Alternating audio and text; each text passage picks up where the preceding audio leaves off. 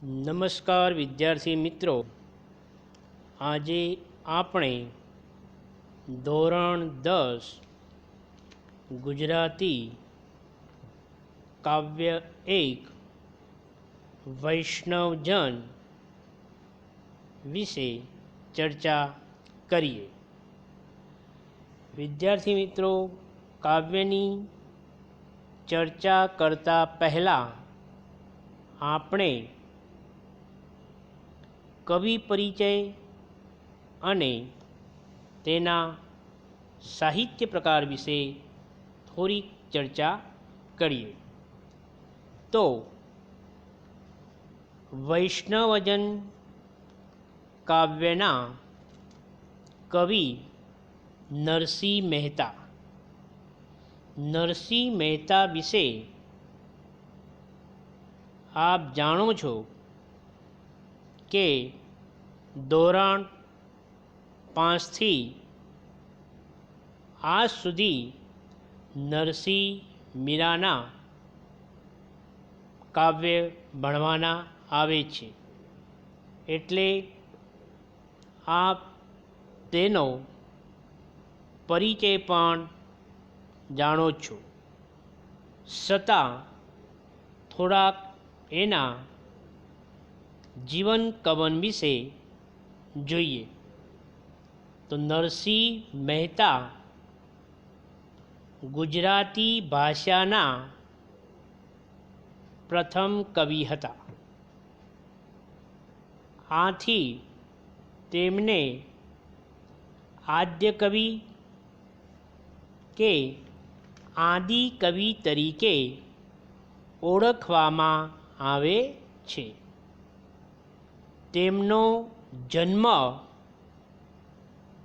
ભાવનગર જિલ્લાના તળાજામાં થયો હતો, જે એમનો સમય ઈસવીસન 15મી સદી ગણાય છે. એટલે કે આજથી લગભગ 500થી 600 વર્ષ જે આપણે કહીએ. એમના પિતાનું નામ કૃષ્ણદાસ, માતા જયકુંવરબાઈ, અને પોતાની જે કર્મભૂમિ એ જૂનાગઢ હતી. તેમના જીવન વિશે આપણને કોઈ ચોક્કસ આધારભૂત વિગતો મળતી નથી, પણ એવું કહેવાય છે કે તેઓ જન્મથી જ બાળપણથી અબોલા મૂક હતા. એટલે કે તેઓ બોલી શકતા નહોતા, અને જ્યારે તેઓ 8 વર્ષની ઉંમરે બોલતા થયા ત્યારે સૌ પ્રથમ રાધા કૃષ્ણ એવા શબ્દ બોલેલા. તેમના માતા પિતા પણ બાળપણમાં જ ગુજરી ગયેલા, એટલે તેમનો ઉછેર એમના દાદી જય ગૌરીએ કર્યું હતું. તેઓ જીવન વિશે એમ કહેવાય છે કે તેઓ બાળપણથી ભગવાનની ભક્તિમાં પરોવાઈ ગયા હતા. એટલે કે પોતે બસ ભગવાનની ભક્તિ ભક્તિ ભક્તિ જ. અને એક વખત જ્યારે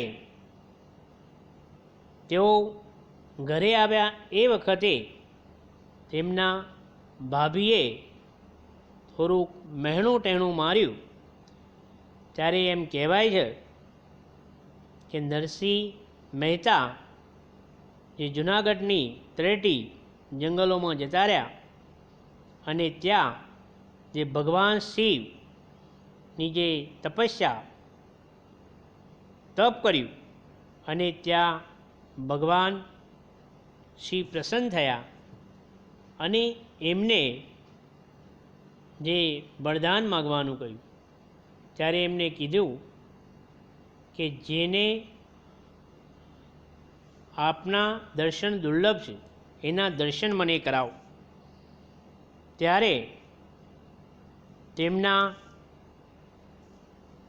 ખુદ એમને ભગવાન શ્રી કૃષ્ણના રાસલીલાના દર્શન કરાવ્યા.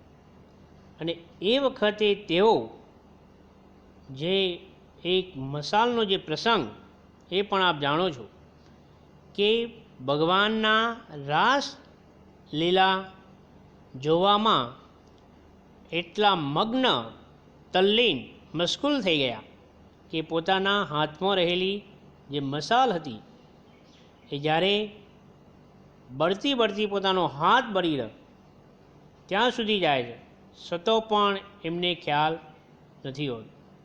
અને એ વખતે જ્યારે ભગવાન શ્રી કૃષ્ણની નજર દ્રષ્ટિ ઉપર પડે છે અને એમને જે મસાલ એ ઓલવી હોય તો આમ તેમને એટલી ભગવાનની મગ્ન થઈ ગયા હતા, એટલી ભક્તિમાં લીન થઈ ગયા હતા કે આપ જાણીએ છીએ કે એમનો કોઈ પણ પ્રસંગ હોય, કોઈ પણ એમના જીવનના સામરસા વિવાહ, હુંડી, શ્રાદ્ધ કે ગમે તે, ત્યારે ખુદ ભગવાન એમને ગમે તે વિશે મદદ કરવા આવેલા છે. આમ એવા એમના જીવનના ઘણા પ્રસંગો છે. તો એવા કવિ નરસિંહ મહેતા એક ઉત્તમ ઉર્મી કવિ હતા. તેમના કવન વિશે જોઈએ તો તેમને શામળશાનો વિવાહ, હાર, હુંડી, મામેરું, શ્રાદ્ધ જેવી ચરિત્રાત્મક કાવ્ય રચનાઓ છે. એમના જે પદ એ પદ પ્રભાતિયા તરીકે જે સવારે પ્રૌઢીએ જે ગવાતા હોય તે એમના પદ લગભગ 1500 જેટલા એમને પદ લખેલા છે. અને એમના પદ જે પ્રભાતિયા તરીકે જાણીતા છે. અને એ પણ એમને ઝૂલણા છંદમાં, એટલે કે ગુજરાતી સાહિત્યમાં સૌ પ્રથમ ઝૂલણા છંદનો પ્રયોગ કરનાર એ કવિ નરસિંહ મહેતા છે. પછી એમને ચાતુર્યો, હિંડોરાના પદ, વસંતના પદ, કૃષ્ણલીલાના પદ વગેરે તેમની રચનાઓ છે. અને એમના જે પદોમાં ઉપનિષદ વાણીનું ભાષાબર આપણને જોવા મળે છે. એમના શ્રેષ્ઠ કાવ્ય જોઈએ તો નિરખને ગગનમાં કોણ ઘૂમી રહ્યો, તેજ હું તત્વ બોલે, જાગીને જોવું તો જગત દિશે નહીં, ઊંઘમાં અટપટા ભોગ બાસે, ભૂતર ભક્તિ પદાર્થ મોટું, ગઢપણ કોણે મોકલ્યું, સખી આજની ઘડી રડિયામણી, જશોદા તારા કાનુડાને, મારી હુંડી સ્વીકારો મહારાજ રે, ઊંચી મેળી તે મારા સંતની રે. તો આવા એમને શ્રેષ્ઠ ઘણા પદો લખેલા છે. અને એમાંનું એક જે પદ ભજન સ્વરૂપે વૈષ્ણવજન એ કાવ્યનો આજે આપણે અભ્યાસ કરવાનો. તો વૈષ્ણવજન કવિ નરસિંહ મહેતા, સાહિત્ય પ્રકાર, પદ અને સામોથી લેવામાં આવેલ છે તો નરસિંહ મહેતાના શ્રેષ્ઠ પદોમાંથી. હવે આપણે સાહિત્ય પ્રકાર પદ જોયું. હવે પદ એ મધ્યકાલીન ગુજરાતી જે કાવ્ય સ્વરૂપ છે. નરસિંહ મહેતાથી શરૂ કરી અને દયારામ સુધીના મોટા ભાગના કવિઓએ પદની રચના કરી છે. પદ, ફાગુ, ગરબી, ગરબો આ વગેરે એ મધ્યકાલીન ગુજરાતી સાહિત્ય સ્વરૂપો છે. પદ એટલે ટૂંકું, ગાઈ શકાય તેવું ઉર્મી કાવ્ય. પદમાં જે ઉર્મી નિરૂપાય તેના બે પ્રકાર છે. એક પ્રેમલક્ષણા ભક્તિ ને બે ઉપદેશાત્મક. પદની ઉત્પત્તિ અને વિકાસમાં મંદિરોનો ફાળો કંઈ નાનો સૂનો નથી. જેમ કે સંઘાણના, હિંડોરાના, કૃષ્ણ જન્મના, થારના, બાળલીલાના, વસંતના, આરતીના વગેરે પદો આપણે મધ્યકાળના કવિઓ પાસેથી મળે છે. હવે બીજી એક ખાસ સૂચના કે આપણે જે પદ વિભાગ એટલે કે કાવ્યમાંથી અને ગદ્ય વિભાગ એટલે કે પાઠમાંથી જે જોડકા સ્વરૂપે પદમાંથી 4 માર્કનું જોડકું અને ગદ્યમાંથી 4 માર્કનું જોડકું, તો અહીંયા જે પદમાંથી કેવી રીતના, તો કવિ દાખલા તરીકે કર્તા અને એની કૃતિ એટલે કે કાવ્ય કવિનું નામ, પછી કાવ્ય અને એનો સાહિત્ય પ્રકાર, આવા 2 પ્રકારના જોડકામાંથી ગમે તે એક જોડકું 4 ગુણનું પૂછાય. તો એ બાબત ખાસ ધ્યાનમાં રાખવું. અહીંયા આપણે જે વૈષ્ણવજન કાવ્યનો અભ્યાસ કરવાનો છે તે ભક્ત કવિ નરસિંહ મહેતાના અનેક પદો આપણે જે સદીઓથી ગુજરાતની પ્રજાના હૈયે અને હોઠે વસેલા છે તેમાંથી સૌથી શ્રેષ્ઠ ઉત્તમ પદ એ વૈષ્ણવજન પદ છે. અને એ ગાંધીજીને ખૂબ પ્રિય હતું. એવું કહેવાય છે કે ગાંધીજી દર શુક્રવારે સાંજે આશ્રમમાં આ ભજન પદ ગાતા. આજે પણ ગુજરાત વિદ્યાપીઠમાં શુક્રવારે આ ભજન પ્રાર્થના તરીકે ગવાય છે. તો આ કાવ્યમાં જે આપણને હરિનો માણસ એટલે કે વૈષ્ણવજન એટલે ભગવાનનો સાચો માણસ, ભગવાનનો ભક્ત, સજ્જન માણસ, તેના લક્ષણો કેવા હોય તે નરસિંહ મહેતા આપણને જણાવે છે.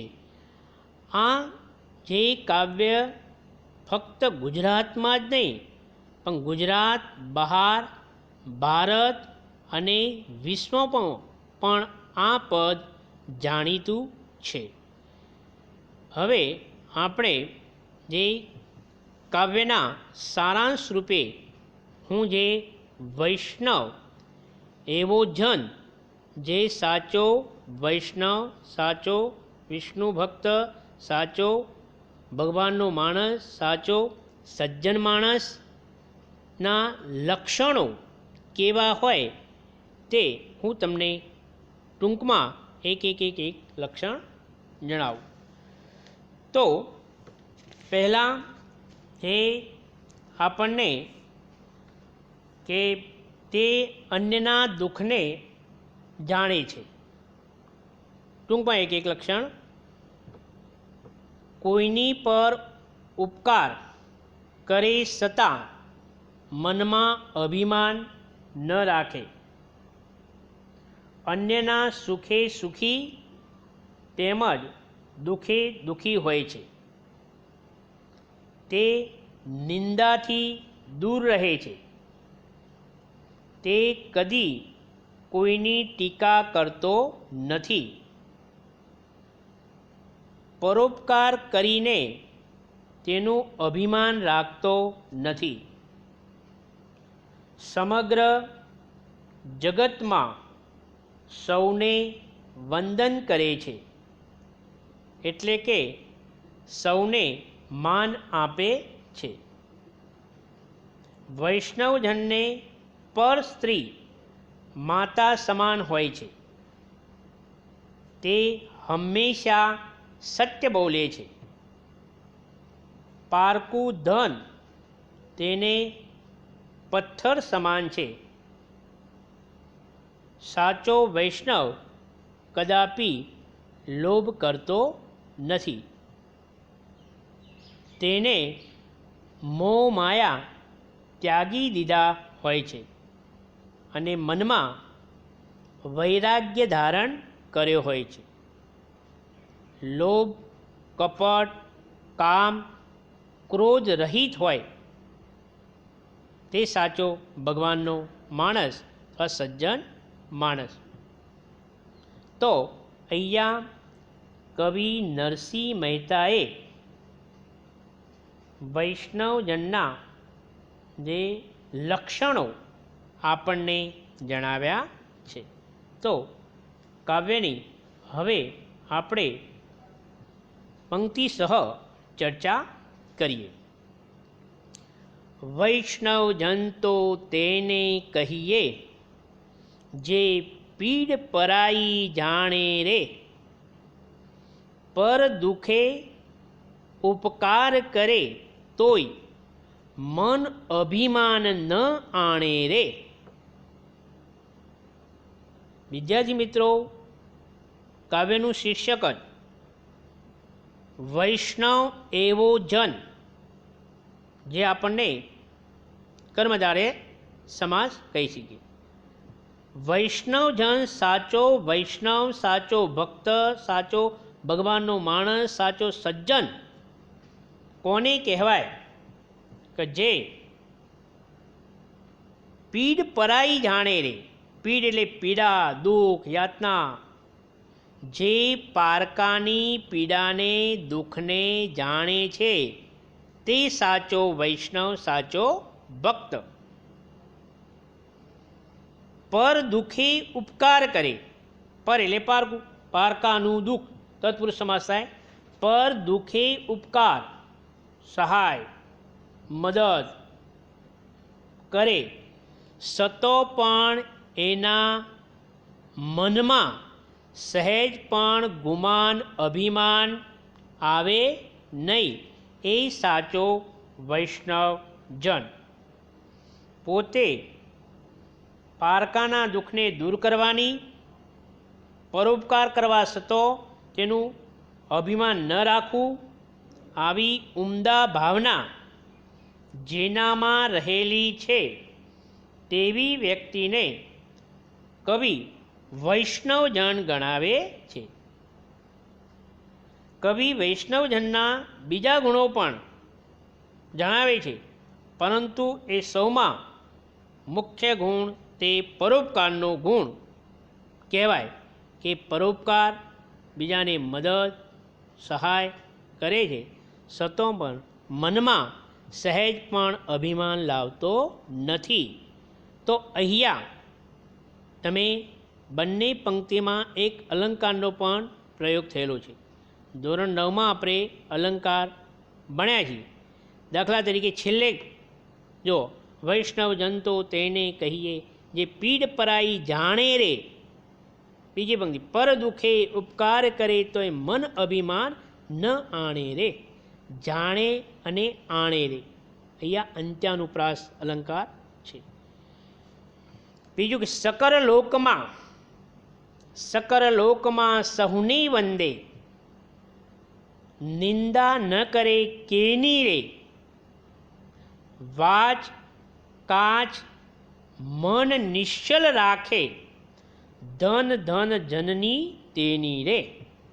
સકર એટલે સમગ્ર, સર્વ, જગતમાં, લોક જગત બ્રહ્માંડ સમગ્ર વિશ્વમાં સૌને એ વંદન કરે છે, પ્રણામ કરે છે, સૌને માન આપે છે. તેની દૃષ્ટિએ કોઈ પણ ઊંચ નીચ, ગરીબ તવંગર કોઈ નહીં. એની દૃષ્ટિએ સમગ્ર વિશ્વમાં જગતમાં બધા સમાન સરખા છે. કોઈની પણ તે નિંદા ન કરે, કોઈની પણ તે નિંદા, કુથલી, ટીકા, વગોમણી આવું એક શબ્દ પણ એના મનમાં ના આવે. એટલે કોઈની પણ નિંદા એ ન કરે. વાચ કાચ મન નિશ્ચલ રાખે. વાચ એટલે વાણી, કાચ એટલે ચારિત્ર, અને મન એ નિશ્ચલ રાખે, સ્થિર રાખે. પ્રાર્થ પોતાની વાણી શુદ્ધ પવિત્ર, પોતાનું ચારિત્ર અને પોતાનું મન પણ એ નિશ્ચલ રાખે છે. ધન ધન જનની તેની રે. ધન એટલે ધન્ય. અહીંયા કવિ નરસિંહ મહેતા કોને ધન્ય ગણે છે કે આવા જે વૈષ્ણવજનને, આવા ભક્તને, આવા સજ્જન માણસને જન્મ આપે એવી જનેતાને, એવી જનનીને, એવી માતાને એ ધન્ય ગણે છે. એટલે જ એક દોહો છે કે હે જનની જનતો ભક્ત કા સુર કા દાતાર, નહિતર રહીજે વાંજણી મત ગુમાવીશ નૂર. કે હે જનેતા, હે જનની, હે માં, તું જન્મ આપ તારા કુખે તો કેવા વ્યક્તિને? સુરવી, દાનવી કે ભક્તને આપજે, નહીતર એવા કુપાત્રને જન્મ આપી અને તારી જે કુખને લજવીશ નહીં. તો આવા જે એના બીજા લક્ષણો. પછી આગળની પંક્તિ, સમદ્રષ્ટિને તૃષ્ણા ત્યાગી. જો સમદ્રષ્ટિ બધાને સમાન દ્રષ્ટિથી જોવાની, સમદ્રષ્ટિને તૃષ્ણા ત્યાગી. સમદ્રષ્ટિ સમાન દ્રષ્ટિથી જોવું તે. તૃષ્ણા એ ઈચ્છાઓ, લાલસાઓ, બરાબર, જે પોતાની ઈચ્છાઓ, લાલસાઓ, કામનાઓ, પોતાની જે આપણી ઈચ્છાઓ રહી, કામનાઓ રહી, લાલસાઓ રહી, એ માણસની જ્યારે પરિપૂર્ણ થતી નથી ત્યારે માણસ એ દુઃખી થાય છે. તો અહીંયા વૈષ્ણવજન એ બધાને સમાન દ્રષ્ટિથી જુએ છે. એ તૃષ્ણાઓનો, લાલસાઓનો, ઈચ્છાઓનો ત્યાગ કર્યો હોય છે અને પોતે પર સ્ત્રી જઈને માતરે. જે પારકી સ્ત્રીને તે માતા સમાન ગણે છે. એટલે જો તમે એમ કહેવાય છે ધન ગુમાવો તો કોઈ ગુમાવતા નથી, તમારી ધન સંપત્તિ ગુમાવો તો કોઈ ગુમાવતા નથી. જો તમે સમય ગુમાવો તો ઘણું ગુમાવો છો, પરંતુ જો તમે ચારિત્ર ગુમાવો તો તમે સર્વસ્વ ગુમાવો છો. આ ઉપદેશ અનુસાર જે વ્યક્તિ પોતાની પત્ની સિવાય અન્ય સ્ત્રીને માતા સ્વરૂપે જુએ છે તે સજ્જન છે. તેથી કવિ સજ્જનની ઓળખ આપતા જણાવે છે કે તે પર સ્ત્રીને માત સમાન ગણે છે અને એ સાચો વૈષ્ણવજન છે. જીહવા થકી અસત્ય ન બોલે, પર ધન નવ ઝાલે હાથ રે. પોતાની જીહવા, જીભથી એ કદાપી ખોટું, અસત્ય, જુઠ્ઠું ન બોલે. પ્રાણ જાય પણ વચન ન જાય ખાલી. એટલે કે ગમે તે ભોગે એક વખત પોતાના જીવા થકી, જીભ થકી બોલે, એ પછી ગમે તે થાય, પરંતુ કદાપી ખોટું, અસત્ય બોલતો નથી. પારકું જે ધન રહ્યું, પર ધન નવ ઝાલે પકડવું, ઝાલું, પારકા ધનને એ સ્પર્શ પણ કરતો નથી, એટલે કે અડતો પણ નથી. એટલે કે પોતે એ પારકા ધનને માટીના ઢેફા બરોબર ગણે છે. તો આ સાચો વૈષ્ણવજન છે. પછી મોહ માયા વ્યાપે નહીં તેને, મોહ માયા એટલે જે સંસાર રૂપી જે મોહ માયા રહી, બરાબર, જે પોતે સંપત્તિ, બાળકો, પત્ની, આ જે સંસારરૂપી જે મોહ માયા છે એ એને સ્પર્શ પણ કરતી નથી. એટલે પોતે પોતાના રગે રગમાં એક વૈરાગ્ય એના પ્રત્યે અલિપ્ત હોય છે. અને એ સાચો સજ્જન માણસ અથવા એ સાચો વૈષ્ણવજન કહેવાય. એટલે કે દ્રઢ વૈરાગ્ય જેના મનમાં હોય છે. અહીંયા નરસિંહ મહેતાને જ્યારે એકના એક પુત્રનું નિધન થયું ત્યારે એમને કીધેલું કે ભલું થયું ભાંગી જંજાર, સુખેથી બચશું શ્રી ગોપાળ. તો આવા જે ભક્ત કવિ નરસિંહ મહેતાને જ્યાં સંસારરૂપી જે મોહ માયા છે એ મોહ માયાનો એ ત્યાગ કરી દીધો હોય છે અને વૈરાગ્ય ધારણ કર્યું. રામ નામ શું તારી રે લાગી, સકર તીરથ તેના તનમાં રે.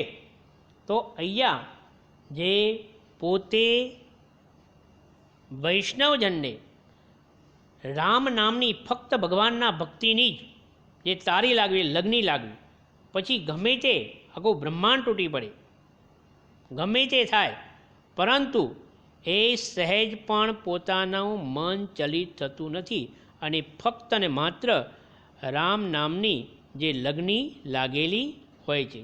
અને સકળ તીર્થ તેના તનમાં રે. પોતે કવિ કહે છે જે આવા વૈષ્ણવજનના જો દર્શન થઈ જાય તો આપણને જે તીર્થયાત્રા કરવા માટે કાશી, બદ્રીનાથ, જે આપણે પવિત્ર યાત્રાધામો કહીએ છીએ, એ પવિત્ર યાત્રાધામોએ જવાની કોઈ જરૂર નથી. પરંતુ જે સમગ્ર વિશ્વના જે તીર્થસ્થાનો છે એ આવા વૈષ્ણવજનના તન, શરીર, દેહ, કાયામાં જોવા મળે છે. તો આમ વણ લોભીને કપટ રહી, નિલોભી, કોઈ પણ પ્રકારનો લોભ નહીં ને કપટ રહી, પોતે લોભ, કપટ, કામ, ક્રોધ રહિત હોય છે. કોઈ પણ દાવપેચ નહીં, કોઈ પણ એમના મનમાં કોઈ વિચાર પણ ના આવે. એ સાચો, એટલે જ એને કીધું કે લોભ, કપટ, કામ, ક્રોધ રહિત હોય તે સાચો સજ્જન. કામ ક્રોધ નિવાર્યા. પોતે પોતાના જે ક્રોધ એ માણસનો પહેલો શત્રુ કહેવાય. એટલે આવા વૈષ્ણવના સહેજ પણ ગમે તેવી પરિસ્થિતિમાં પણ એ ક્રોધ પણ કરતો નથી. એટલે કે મેરુડે ડગે પણ જેના મન ન ડગે એ પાનબાઈ. બરાબર, આપણે પાનબાઈની જોઈએ છે કે ગમે તેવી જે સ્વરૂપમાં, ગમે તેવી પરિસ્થિતિમાં પણ તેઓ જે ક્રોધ પણ કરતો નથી. ભણે નરસૈયો, ભણે એટલે કહેવું, નરસૈયો એ નરસિંહ મહેતાનું જે આપણે હુલામણું નામ કરીએ છીએ, આદિકવિ અથવા નરસૈયો, તેનું દર્શન, દર્શન, તરપદો શબ્દ, દર્શન. ભણે કહે નરસૈયો. નરસિંહ મહેતા કહે છે કે જો આવા ઉપર જણાવ્યા પ્રમાણે વૈષ્ણવ જનના જો દર્શન થઈ જાય તો આપણી એક નહીં પણ 71 કુર પેઢી જે આપણી વંશ તરી જાય. તો આમ અહીંયા આપણને આ કાવ્યમાં કવિએ સાચા વૈષ્ણવજનના, જે સાચા ભગવાનના ભક્તના, સાચા સજ્જન માણસના જે લક્ષણો બતાવ્યા છે. તો અહીંયા જે આપણને નરસિંહ મહેતાના શ્રેષ્ઠ પદ એમાંથી જે કાવ્ય લીધેલ છે. બીજું કે અહીંયા કે ભક્તિનો માર્ગ, જે સાચો ભક્તિનો માર્ગ કેવો છે કે હરિનો માર્ગ છે સુરાનો, નહીં કાયરનું કામ જોને, એ પણ આપણે જાણીએ. અહીંયા જે કાવ્યમાં આવતા શબ્દ સમૂહ પણ તમે જોઈ લો કે ચલિત ન થઈ શકે તેવું, નિશ્ચલ અથવા અચલ, લોભ વગરના, વર્ણલોભી, કપટ વિનાનું, કપટ રહિત, સંસારમાં મોહ માયાથી અલિપ્ત, વૈરાગ્ય, વિષ્ણુનો ભક્ત વૈષ્ણવજન, જે સૌને સમાન રીતે જુએ છે તે સમદ્રષ્ટિ. સમાનાર્થી પર્યાય શબ્દો જુઓ. નિત્ય એટલે દરરોજ, હંમેશા, કાયમી. ચરણ, પાદ, પગ. જન, માણસ, મનુષ્ય. પીડ, પીડા, વેદના, વ્યથા. દ્રષ્ટિ, નજર, ધ્યાન, લક્ષ. તૃષ્ણા, કામના, એષણા, ઈચ્છા, લાલસા. માત, માતા, જનની, જનેતા, મા, માવડી. તન, દેહ, કાયા, શરીર, વપુ. હાથ, હસ્ત, કર, પાણી, ભુજા. અભિમાન, અહંકાર, ગર્વ. જીવા, જીવ. વિરુદ્ધાર્થી શબ્દ સત્ય, અસત્ય. ઉપકાર, અપકાર. અભિમાન, નિરાભિમાન. લોભી, વર્ણલોભી. તરપદા શબ્દો આણે, લાવે, જાલે, પકડે. ધન, ધન્ય. કાચ, ચારિત્ર. કેની, કોઈની. વાચ, વાણી. ભણે, કહે, બોલે. તો આ કાવ્યમાં આપણે ખાસ જે સ્વાધ્યમાં એક પ્રશ્ન આપ્યો છે સવિસ્તાર કે નરસિંહ મહેતા વૈષ્ણવજનના કયા કયા લક્ષણો જણાવે છે તે તમારા શબ્દોમાં વર્ણવો. આટલો પ્રશ્ન મોસ્ટ એમપી ખાસ જોઈ લેવાનો અને તમને સ્વાધ્યાયમાં આપેલા જે પ્રશ્ન 1 અને 2 ટૂંકા પ્રશ્નો 1-2 માર્કના પણ પૂછવાય છે, એટલે એ પણ બાબત ધ્યાનમાં રાખવાની. તો અહીંયા આપણે કાવ્યની ચર્ચા પૂર્ણ કરીએ છીએ. Thank you. આભાર.